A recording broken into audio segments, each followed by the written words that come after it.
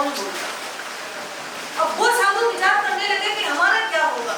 उन्हें लगा कि जैसे दिन में ही अंधेरा छा गया है, उनके पांवों से जैसे जमीन खिसकने लगी है, धरती घुसने लगी। अब हमारा क्या होगा। वो अच्छी तरह से जानते हैं कि हम असली साधु नहीं है। असली साधु की जो पालना है, जो आचार संहिता है, जो क्रिया है, हम तो उसमें कई गुना नीचे हैं। तो उन साधुओं ने राजा को संदेश कहलाया कि राजन, आपके इस नगर में गुप्त वेश में जासूस लोग आए हैं और उन जासूसों को जगह दी है, पनाह दी है राजपुरोहित ने। राजा ने सुना, राजा ने बुलाया राजपुरोहित को और बुला करके कहा कि तुमने राजद्रोह किया है, धर्मद्रोह किया है। धर्म के विरुद्ध, राज्य के विरुद्ध तुमने गुप्तचरों को स्थान दिया। राजपुरोहित ने कहा कि राजा, पहले आप मेरी बात को सुन लीजिए, फिर आप अपना निर्णय सुना। जो आए हैं और जिन्हें आप गुप्तचर कह रहे हो, मैंने तो एक घंटे भर के उनके सानिध्य से, उनके समागम से ये जान लिया कि हकीकत में साधु ये। और आपको भरोसा नहीं हो तो चलिए मेरे साथ। राजा आया है वहां पर और उन साधुओं की जो आचार संहिता, मर्यादा की संहिता, उसे देखना है। और देख करके राजा जंग रहेगा। राजा के मन में आया कि हकीकत में जो मठाधीश बन करके बैठे हैं वो साधु है या ये साधु है, साधु है। और राजा बड़ा प्रभावित हुआ और मठाधीशों को पता चला कि राजा भी उनसे मिलने के लिए गया है। अब उनके वार पर वार कमजोर पड़ते जा रहे थे। दूसरा वार भी उनका फैल गया। तब उन्होंने एक उन आचार्य भगवंतों को ललकारा है शास्त्रार्थ करने के लिए। वर्धमानश्वरी, जिनेश्वरश्वरी आचार्य भगवंत, उन्होंने उन मठाधीशों की, शुक्राचार्यों की उस ललकार को स्वीकार किया। उन्होंने कहा कि हम शास्त्रार्थ करने के लिए तैयार हैं और शास्त्रार्थ करने का आधार होगा परमात्मा वाणी। शास्त्रार्थ करेंगे तो कोई मुद्दा तो चाहिए, आधार तो चाहिए। उसके लिए आधार होंगे परमात्मा के सिद्धांत, परमात्मा के आगम और परमात्मा की वाणी। और उसके लिए स्थान तय किया गया पंचासरा पार्श्वनाथ का मंदिर। कभी गए हो पाटन में तो दर्शन किए होंगे। पंचासरा पार्श्वनाथ मंदिर में शास्त्रार्थ की तैयारियां करवाई गई। राजा ने, दुर्लभ राजा ने बड़ी तैयारियां करवाई उस मंदिर में। सजावट हुई है, पाट लगे हैं, पाट पर गद्दियां बिछी हैं और ठीक समय पर सुराचार्य आदि 84 आचार्य आए। वो तो आए, धनाधन चले और जाकर के जो गद्दी लगी थी, जिस पर मखमली चादर बिछी थी, उस पर बैठे और राजा ने उनका सम्मान करते हुए उन्हें तांबुल दिया है, पान दिया है। थोड़ी देर के बाद सही समय पर आचार्य वर्धमानश्वरी, जिनेश्वरश्वरी भगवंत अपने संपूर्ण शिष्य समुदाय के साथ में आए हैं। राजा बाहर खड़ा था। जो भी आ रहे थे उनका हाथ जोड़ करके बहुमान सम्मान सत्कार कर रहा था।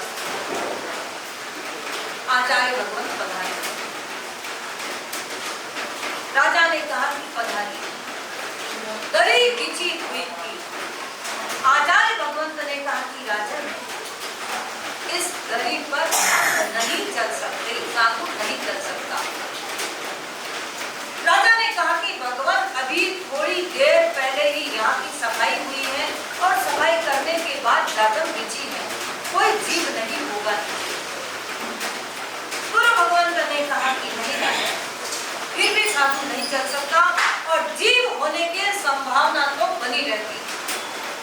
तो राजा ने उस दरी के एक किनारे को एकत्र किया, उठाया और देखा लाल चींटियों की लाइन चल रही है। राजा को इतना प्रभावित हुआ उन भगवंतों से कि क्या इनकी आचार संहिता है, क्या इनका अहिंसा धर्म है। दरी हटी और गुरु भगवंत आगे बढ़े तो पाट लगे हुए, सजे हुए बिस्तर लगे हुए और उस पे बिछी हुई नरम कोमल मुलायम चद्दर। और राजा ने कहा कि विराजी, गुरु भगवंत ने कहा कि राजन साधु गद्दी पर नहीं बैठ सकते।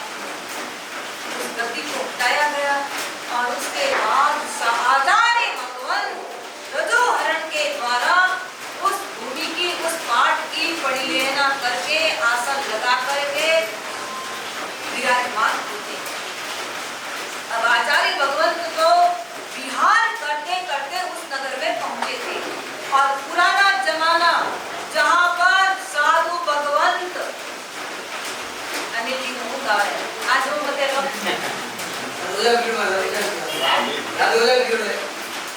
सर बातें ग्रस्त लोग काम काज रहता नींद तो आ ही जाती है, ऐसा कुछ नहीं है, लेकिन आज सुनने की बात है। वो जमाना कि साधु भगवंत उतना ही सामान रखते थे जितना वो अपने शरीर पर उठा सके। तब शास्त्रार्थ करना, आचार्य भगवंत के पास कोई ऐसा आगम ग्रंथ लेकर तो बिहार में चलते नहीं थे। पूरी उगली चाहे पथारी हो, पात्रे हो, घड़े हो, सब कुछ उठा करके चलना।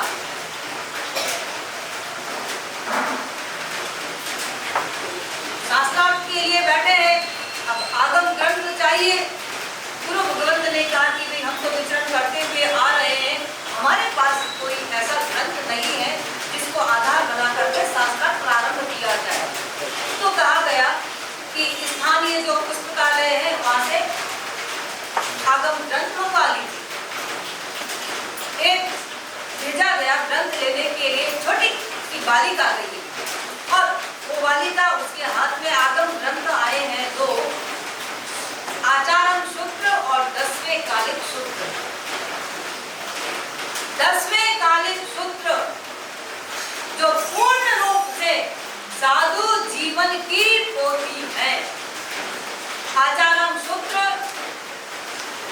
जो श्रवण जीवन से संबंधित है। अब 10वें कालिक सूत्र और आचारम सूत्र आया।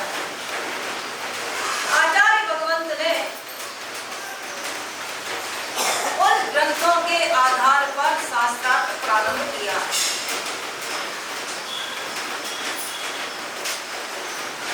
लेकिन सुराचार्य आदि आचार्य जवाब नहीं दे पाए। साधु जीवन भी हो और साधु जीवन में अगर स्वाध्याय सम्यक प्रकार नहीं होता है तो ज्ञान का दिवाला निकल जाता है। जब जितना ज्यादा स्वाध्याय रहेगा उतनी ही ज्ञान की नींव मजबूत रहेगी। अब वो साधु चर्चेवासी साधु थे और एक प्रकार से अंधकार का वातावरण था। दिनेश्वर सूरी के प्रश्नों के सामने उनके प्रश्न, उन प्रश्नों का जवाब वो नहीं दे पाए और दिनेश्वर सूरी के सत्य के सामने उनका असत्य भी डर न सका। दुर्लभ राजा देख रहा क्या आचार्य भगवंतों के प्रत्युत्तर में आगम के संदर्भ में परमात्मा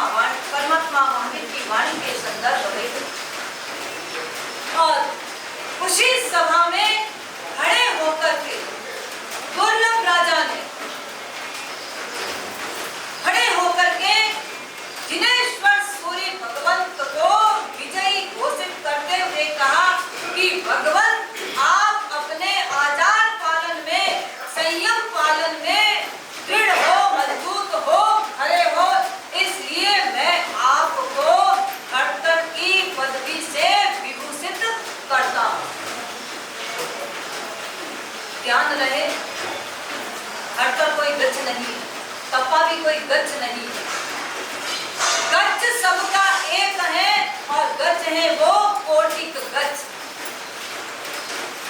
तो खड़तर ये गच्छ नहीं है, खड़तर ये एक पदवी है। तप्पा भी गच्छ नहीं है, तप्पा भी एक पदवी है। पर्यूषण के अंदर लास्ट दिन जो प्रवचन चलेगा वीरावली, उसमें सारे गच्चों का वर्णन आता है।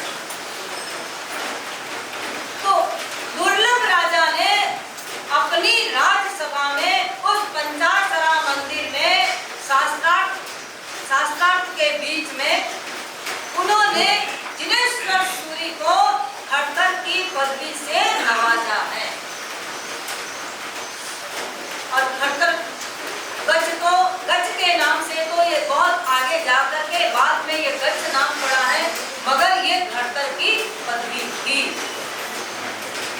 इस प्रकार जिनेश्वर सूरी भगवंत के द्वारा 1075 में पाटन नगर, गुजरात की राजधानी पाटन नगरी में दुर्लभ राजा के मिश्रा में आचार्य भगवंतों के शास्त्रार्थ में 1075 में जिनेश्वर सूरी के द्वारा उनके द्वारा सत्य प्रकट होने पर, उनके द्वारा उनके आचार मर्यादा में खरे उतरने पर दुर्लभ राजा ने उन्हें खड़तर की पदवी से विभूषित किया। फिर आगे चलकर के ये खड़तर गच्छ के नाम से शुरू हुआ है, मगर ध्यान रहे ये खड़तर गच्छ नहीं है, बल्कि यह खड़तर पदवी है। जिनेश्वर सूरी के द्वारा सुहित मार्ग का प्ररूपण हुआ। इस प्रकार ये आगे चलकर के ये परंपरा खड़तर गच्छीय परंपरा कहलाई। और उसके बाद में दूसरे नंबर पर आते हैं जिनचंद्र सूरी। जिनचंद्र सूरी भगवान जो जिनेश्वर सूरी के शिष्य थे। इस खड़तर की परंपरा में जिनचंद्र सूरी नाम के एक नहीं अनेकों आचार्य भगवंत हुए हैं। और खड़तर गच्छ की परंपरा में हर चौथे पाठ पर जिनचंद्र सूरी नाम है। तो जिनचंद्र सूरी हुए आचार्यों की यशस्वी परंपरा में। ये जो जिनचंद्र सूरी हुए, इन जिनचंद्र सूरी भगवंत ने संवेद रंगशाला नामक 18,000 श्लोकों से युक्त ग्रंथ की रचना की। ये जिनचंद्र सूरी संवेद रंगशाला निर्माता है। और उसके बाद में इस परंपरा को आगे बढ़ाते हुए इस परंपरा के जाज्वल्यमान नक्षत्र जो वर्तमान में नवांकी टीकाकार के नाम से प्रसिद्ध है, ऐसे अभय देव सूरी जी महाराजा, अभय देव सूरी जी महाराजा जो जिनेश्वर सूरी और बुद्धि सागर सूरी गुरु भगवंतों के द्वारा प्रतिबोध को प्राप्त हुए, संयमी बने।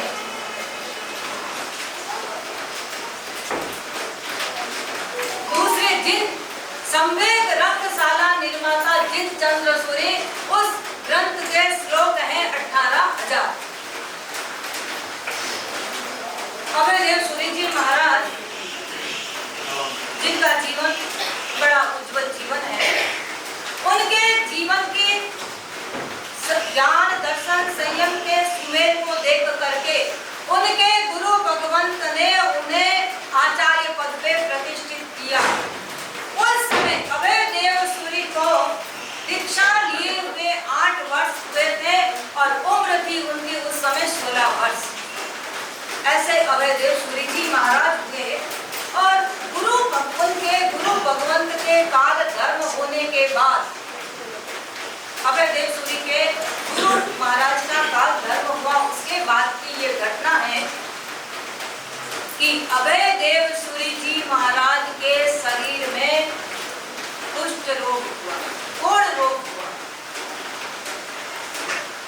तो आचार्य भगवंत ने विचार किया और विचार करके अपने जीवन का निर्णय संघ को एकत्र करके सुना दिया कि मेरा शरीर अब किसी काम का नहीं रहा।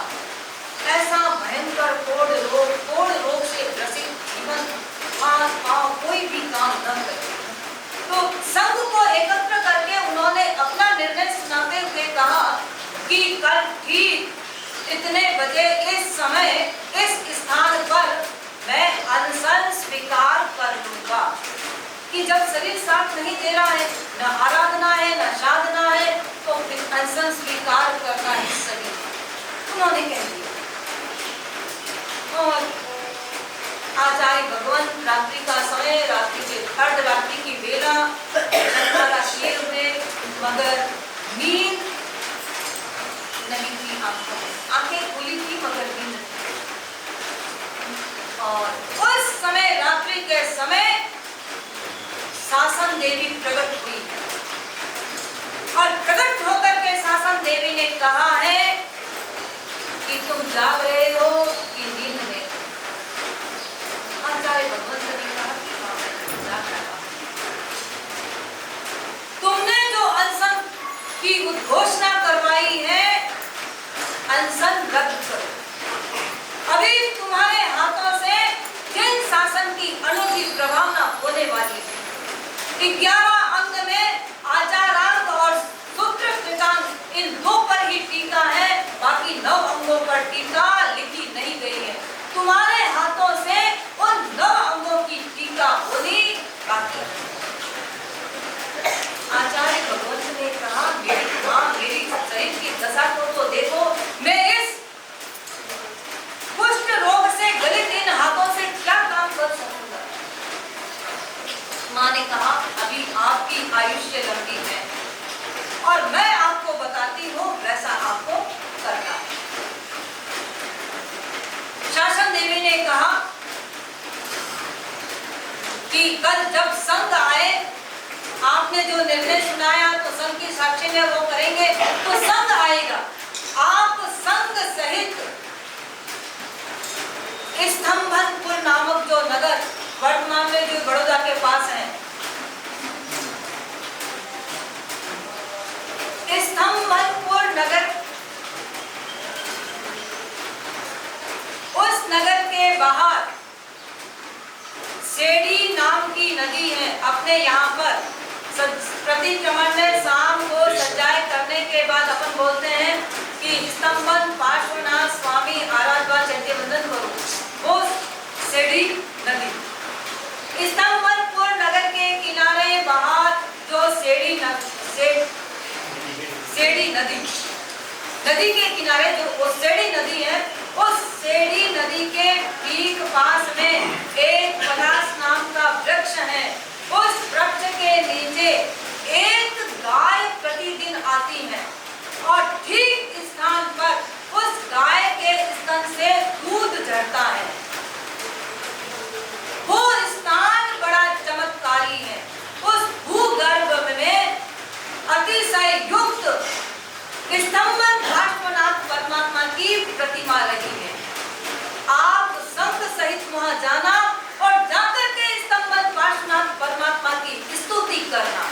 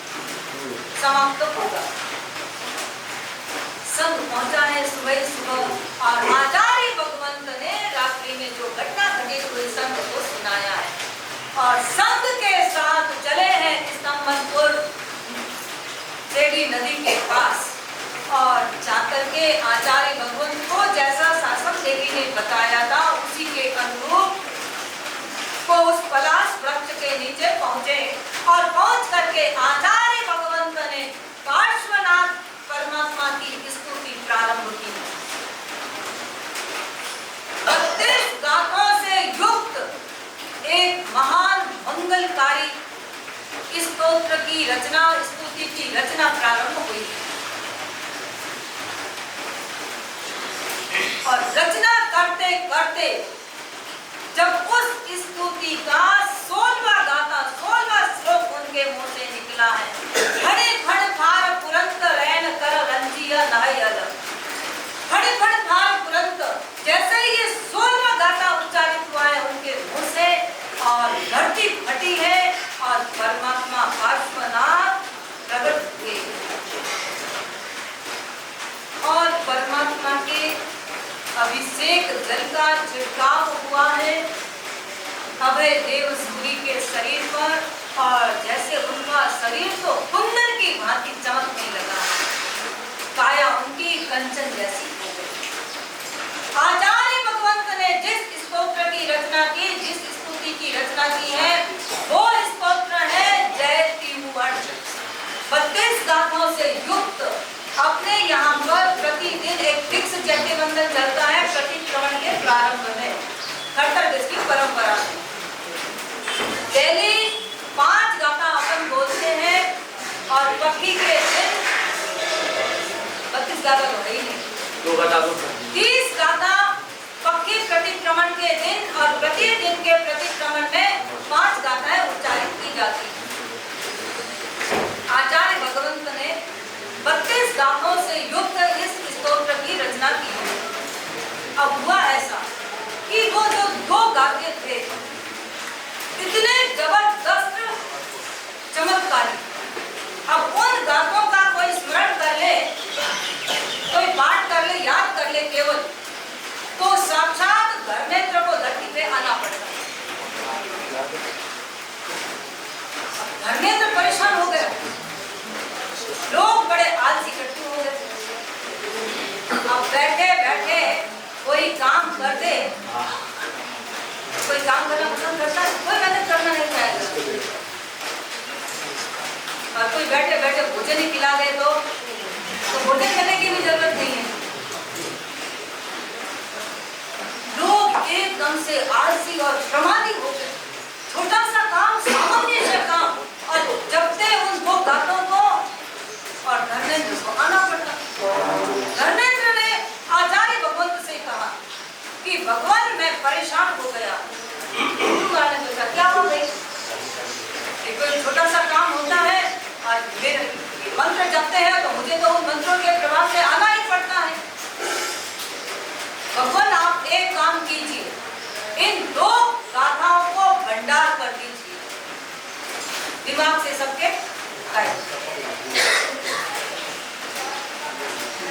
एक बार ऐसा हुआ, एक भाई ने मंत्र जपा, धर्मेंद्र आया, पूछा कि क्या काम है, नहीं क्यों याद किया?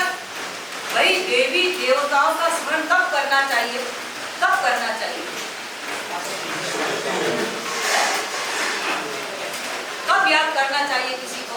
आपको भरोसा है कि दादा गुरुदेव आपका काम बना देंगे, तो आप कब याद करते हो? जब पूजा का समय हो, जब कोई काम नहीं बनता हो, उस समय हम देवी देवताओं को याद करते हैं। लेकिन यहाँ तो लोग बड़े प्रमादी हो गए। धर्मेंद्र आया, भाई से पूछा कि क्या काम है, तो उस भाई ने कहा कि काम तो ऐसा कुछ भी नहीं है, अभी सर्दी का समय है, बच्चा छोटा है, रो रहा है और हृदय से हाथ बाहर कौन निकाले, मेरी गाय का दूध। तब उसने आचार्य भगवंत से कहा, तो आचार्य भगवंतों ने, आचार्य अभय देव सूरी जी महाराज ने उन 2 गाथाओं को भंडार कर दिया लोगों के दिमाग से। और उसके बाद अभय देव सूरी जी महाराज ने जो 11 अंग हैं, 45 आगम में 11 अंग, 12 उपअंग, 10 पयना, 6 छेद, फूल 4 सूत्र, इस प्रकार से ये 45 आगम है। तो पीछे की 9 अंगों पर टीका लिखने वाले कौन? अभय देव सूरी जी महाराज। और वर्तमान में कोई भी संप्रदाय हो, चाहे टप्पागत हो, के आचरगत हो, इस्लामिक वासी हो अथवा तेरापंथी, जिनको भी आगम की टीकाओं का सहारा लेना पड़ता है, कोई अभय देव सूरी द्वारा लिखित 9 अंगों की टीका का आधार तो लेना ही पड़ता है। ऐसे नवांगी टीकाकार अभय देव सूरी जी महाराज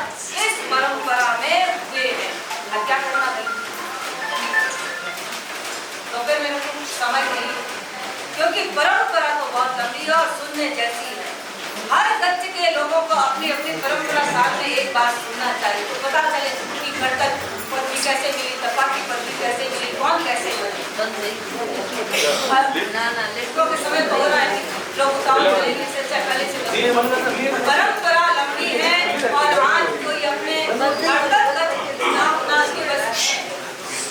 उसके उपलक्ष्य में दोपहर में 2:30 से ठीक 3:30 बजे के लिए सामायिक का कार्यक्रम रखा गया है और उसमें दूसरी बात भी समझाई जाएगी और उसके साथ में जितना बन सकेगा परंपरा के बारे में आपको बताया जाएगा।